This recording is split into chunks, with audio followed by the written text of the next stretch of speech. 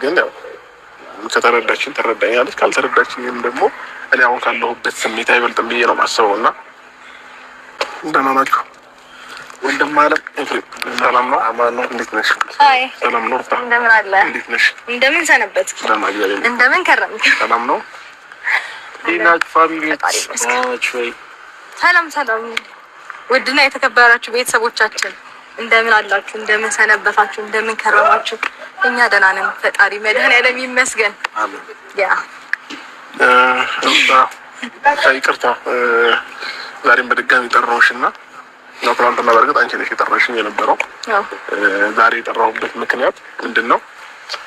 ከሌላ ነገር አንፃር እንድትወስጂው አልፈልግም። ነገሩን ወደ ሌላ ነገርም እንድትወስጂው አልፈልግም።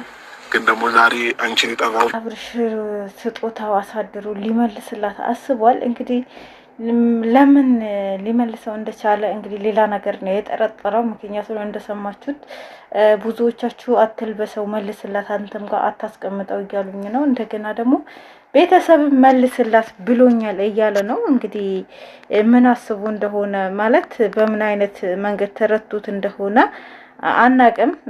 ምክንያቱም ያው ሌላ ነገር ነው ያሰቡት እነሱ። እሷ ግን ኖርማሊ ነበር የሰጠችው።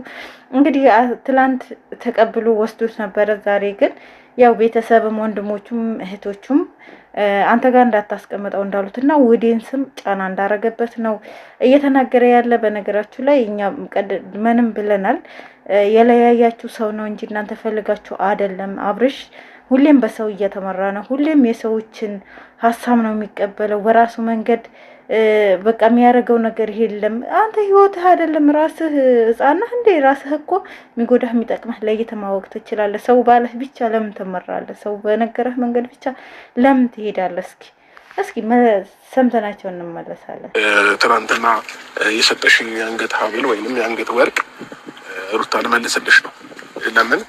አንደኛ ነገር እኔ አላመንኩበትም፣ ደስተኛ አልሆንኩኝም። ሁለተኛ ነገር ደግሞ አንገቴ ላይ ለማላሰው ነገር ቤት ከማስቀምጠው አንቺ ብትጠቀሚበት ሞር የተሻለ ነው ብዬ ስላሰብኩኝ ይህን ስጦታ ልመልስልሽ ተገድጃለሁ። እንግዲህ ደስተኛ አይደለሁም፣ ደስተኛ ሳሎን ስለተቀበልኩሽ ልመልስልሽ ተገድጃለሁ እያለት ነው። አሰላሙ አለይኩም ወረህመቱላሂ ወበረካቱ። ውድና የተከበራችሁ የልዕልት ቤተሰቦች ሰላም ሰላም ብያለሁ። ሰላማችሁ ብዝት ይበልልኝ። እንዴት ናችሁልኝ? ደህና ናችሁ? እኔ ያለሁላችሁ አልሐምዱሊላህ ሁሉ አማን ነው። ከኔ ጋር ባላችሁ በሰላማችሁ ብዝት ይበልልኝ። እንግዲህ በስደት ያላችሁ እህት ወንድሞቼ በሰላም በፍቅር ለሀገራችሁ ፈጣሪ ያብቃችሁ ብያለሁ። እንግዲህ ላይክ፣ ሼር፣ ሰብስክራይብ እያደረጋችሁ አበረታቱኝ። አብረን እናደርጋለን። እንግዲህ ሀሳብ አስተያየታችሁ ኮሜንት ላይም አስቀምጡልኝ። ወደ ጉዳያችን ስንገባ እንግዲህ አብርሽ ደስተኛ ሁኛ አይደለም የተቀበልኩሽ እያለህ ነው። በእርግጥ አላስራውም ብለሃል እንጂ ደስተኛ ካልሆንክ ለምን ተቀብለሃት ሄድክ? ለምን ተቀብለክ ሄድክ? ሁሌ በሰው ነው የምትመራው። ሁሌ ሰው ባለህ መንገድ ብቻ ነው የምትጓዘው። በራስህ የምትወስነው ነገር የለም ነው። እርግጠኛ ሆኜ የምነግራችሁ ኤርሜላ ናት እንዲመልስላት ያደረገችው። እንደገና ደግሞ ኢፍሬምንም እንዳይገናኙ ለኤርሜላ እንዳይደውልላት እያስጠነቀቀ ነው። ይሄ ሁሉ ተንኮል የኤርሜላ ነው። አብረን እንቀጥል እስኪ እንስማቸው። ድረስ እኔ ጋር አቆየዋለሁ። ገብቶሃል? እኔ ስጦታው ወደድኩትም አልወደድኩትም በዚህ ልክ እኔ ንቀትም ይመስለኛል። ንቀት አይደለም ኤፍሬም፣ ይሄ ንቀት አንተ ራሷ ሩታ ሰታክ በአንድ ቀን ስትመልስ በጣም ነው የሚደብርክ። አንዳንዴ ያው በሰው ጫማ ላይ ሆኖ ማየት ጥሩ ነው እና ሰዎች ሆይ ሆይ ስላሉ ምን የሚፈጠር ነገር የለም። አሁንም ገብቶሃል? ግን እኛ ማናውቀው አዲስ ነገር ካለ ንገረን። አለዛ ግን ያህል ትናንትና ሰታክ ዛሬ መመለስ በጣም ነውር ነገር ነው። አንተ ራሱ እኔ ካላመንኩበት ደስተኛ ካልሆንኩበት እሺ ተከተለም ሆነ እና እሷ ስጦታ መሰጣጣት ድረስ የሚያደርሰን ነገር የለም። ማስታወሻ ነው የፈለገችው። በቃ እኔ ምንም እኔ ጋር ብዙ ማስታወሻ ያላት በቃ ችግር የለውም። ከዚህ በፊት የሰጠሽኝ ብዙ ስጦታዎች አሉና እነሱ ማስታወሻዎች በቂ ናቸው ለኔ። ስለዚህ ዛሬ ላይ እኔ ራሴን ላይ ጀምሬ ራሴን ህይወት ጀምሬ ዛሬ ላይ እሷ ስጦታ መሰጣጣት ከኔ ጋር አትችልም እና ትናንትና ብዙ ላለመጣ እንግዲህ ዛሬ ላይ ከኔ ጋር ስጦታ መሰጣጣት አትችልም። የራሴ ህይወት ጀምሬያለሁ ካልክ ትላንት ለምን ተቀብለህ ሄድክ? ትላንት ተቀብለህ ሂደህ ዛሬ ሰዎች ስለሞሉ በሰዎች ወሬ ስለተነሳሳህ ብቻ የሩታ ስጦታ መመለስ ነውር ነው። ማለት ካልፈለክ እኮ ትላንትም ተቀብለህ መሄድ አልነበረብህም። በቃ እኔና እሷ ስጦታ መሰጣጠት የለብንም፣ በስጦታ መገናኘት የለብንም። ስጦታ አያገናኘንም። እኔና እሷ ልጃችን ነው የሚያገናኘን እንጂ ስጦታ የምንሰጣት ሰዎች አይደለንም ካልክ እኮ እቺ ሴትዮ እኮ የልጅህ እናት ናት። ስጦታ ብትሰጥህ ምንድን ነው ችግሩ? ምንም ችግር ያለው አይመስለኝም። ማለት በቃ የልጅህ እናት ናት፣ ስጦታ ሰጠችን ለማስታወሻ እናት። የበፊትም ነው። ነገር ግን ደስተኛ ካላረገት ትላንት ለምን ተቀብለህ ዛሬ ለምን ትመልሳለህ? በቃ አንተ ይሄንን ማለት በሰዎች እንደ ስለምትመራ ነው። በቃ ኤርሜላን በጣም ይፈራታል። በነገራችሁ ላይ ኤርሜላን በጣም ስለሚፈራት እሷ በነገርህ ላይ ወንድ ልጅ በሴት አይመራም። በራስህ ኮንፊደንስ ኑሮህ በራስህ ማድረግ የምትፈልገው ነገር ራስህ አድርግ እንጂ ሰዎች ባሉህ መንገድ ብቻ ሁሌ የምትነዳ ከሆነ ህይወትህ ገደል ውስጥ ነው የሚገባና ስለዚህ ሩታ ደግሞ በቃ ተቀበዩ ካልፈለገ እኮ አልፈልግም ነው። ምንም በዚህ ልክ መለመን በዚህ ልክ መገፋፋት ያስፈልገዋል ብዬ አላስብም። ከተቀበለሽ ተቀበለሽ፣ ካልተቀበለሽ ደግሞ መተው ነው በቃ። ሌላም ነገር የለውም። በጣም ቀላል ነገር ነው። ዝም ብለህ ነው ነገሩን እያካበድክ ነው። ላለመታገል ብዬ ስላሰብኩኝ ነው። በጣም ብዙ ነገር እያካበድክ ነው እውነት።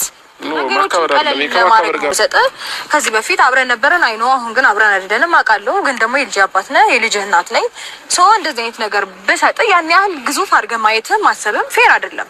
በዚህ ነው ልክ እንደምን ታስበዋለህ? ስጦታ የሚሰጠው ሰው እኮ የታደለ ሰው ጀስት አንተ ስለታደልክ ነው ስጦታ የተሰጠህ እና ስጦታ የሚሰጠው ሰው የታደለ ሰው ነው አለ ኤፋ። ትክክል። ስለዚህ እሱ ስላልታደለ ስጦታው መለሰው ማለት ነው። የታደለ ሰው እኮ ነው ስጦታው ከራሱ ጋር ማቆየት ተቀብሎ ማቆየት የሚችለውን እንጂ እውነቱ ነው። ያልታደለ ሰው ስጦታም መቀበልም መስጠትም አይችልም ማለት ነው።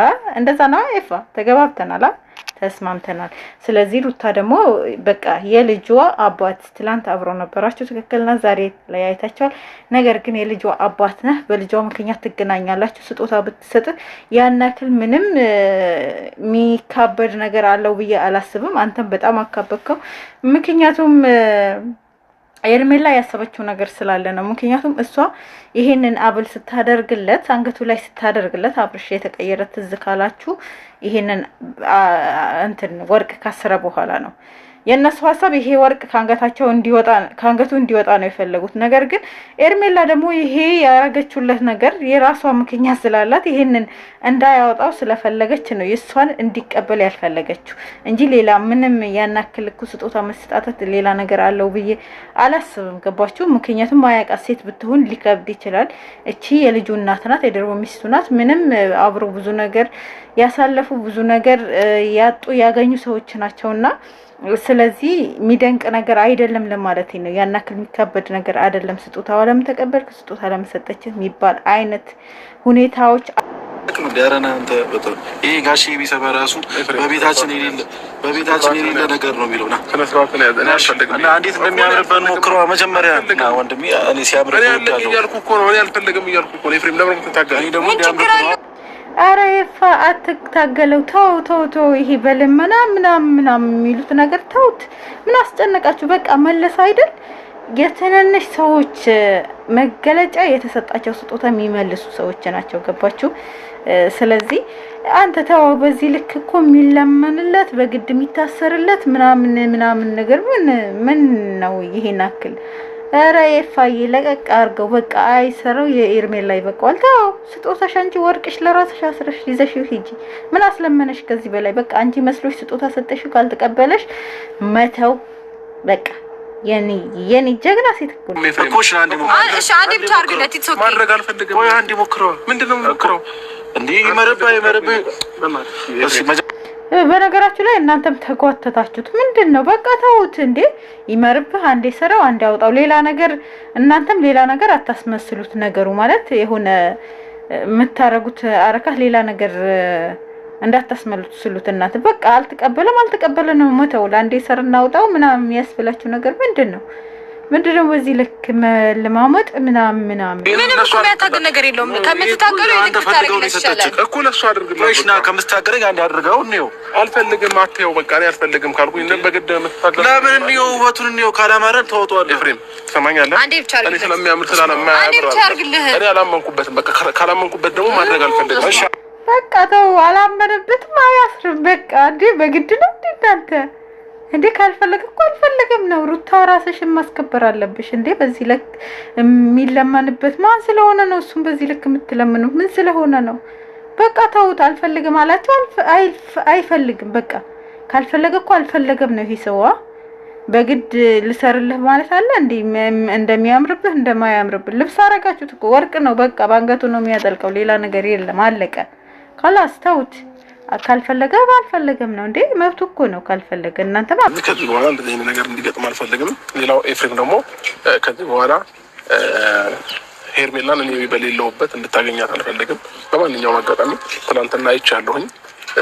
እሷ ቢያንስ አክብራ ከኔ ወንድም ስለሆንክ የአብርሽ ወንድም ነው እና ብላ ነው አንተን ያገኘች የነበረው። ስለዚህ ከዚህ በኋላ ግን ያለኔ ፍላጎት ወይም ያለኔ ፍቃድ ወይም እኔ በሌለውበት እሷን ጠርተህም እንድታገኛት አልፈልግም። ምንም አይነት ቦታም እንድትወስዳት አልፈልግም። ሻይ ቡናም ምሳም ጋብዛት ኤፍሬም። ከዚህ በኋላ ግን አልፈልግም። አልፈልግበት እኔ ራሴ የሆነ ምክንያት አለኝ። ስለዚህ ነግራኛለች ትናንትና።